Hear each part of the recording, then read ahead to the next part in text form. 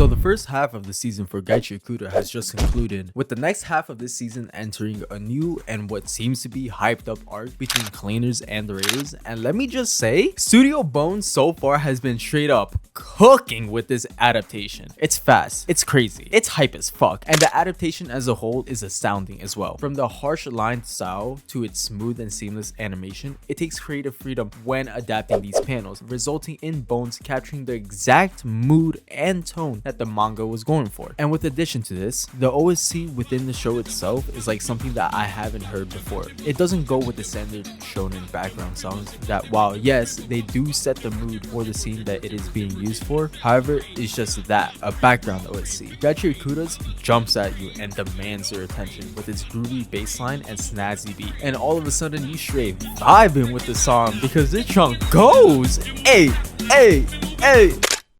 Its power system is also interesting since it's all based on straight up the amount of personal value that each person puts to a certain object. And based on this, you are able to awaken the latent potential of that specific object that will align with your will. The people that are able to draw out these powers are called givers. And based on these abilities, each and every matchup is unique, with some being much easier than others. This is why Rudo, having the ability to bring out the power out of any piece of trash due to his deep desire and obsession to take care for trash, is extremely broken in this verse. It makes him the perfect jack of all trades, master of none. As of right now in the story, he isn't very familiar with his own power and its full capacity, since it has only been a short while since he had even been thrown from the sphere down to the ground. So his powers can definitely go an interesting way, which it does seem like it's going to head to in the second part of this season.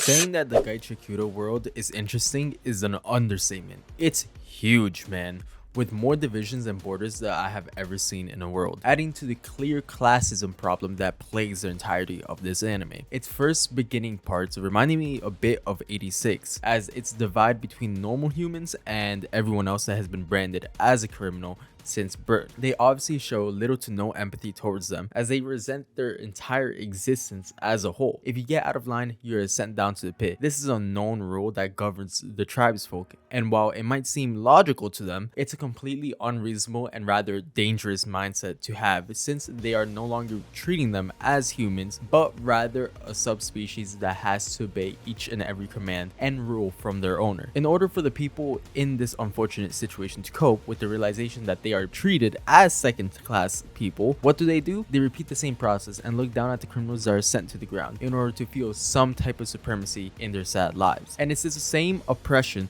that leads to built-up rage and anger in the resented party, which will ultimately lead to a revolution. This revolution being Rudo, since his entire goal in life after he fell from the sphere is to get revenge on every last one of the spherites. On the ground, it's even worse, with the existence of givers and non-givers, tipping the scales of power and supremacy to those that are fortunate enough to be blessed with the powers of a giver. Add to the fact that as of right now, we know basically nothing about this world, like how did it get to this point? Why is it nearly impossible for any spherite to live once they are dropped from the sphere? What was the middle layer that Rudo saw that supposedly kills everyone? Why was Rudo the exception? What is lying dormant in Rudo? What are the scars on Rudo's arms? And what is the objective of the people that went up to the sphere and killed Rudo's father? This show has multiple ways it can go, and I'm extremely excited to see how it fleshes itself out. Right now, it's looking like potentially the next big shonen adaptation, and we will all be here to ride the wave. If you haven't watched it yet, please do yourself the favor and sit down and binge it. You will not regret it.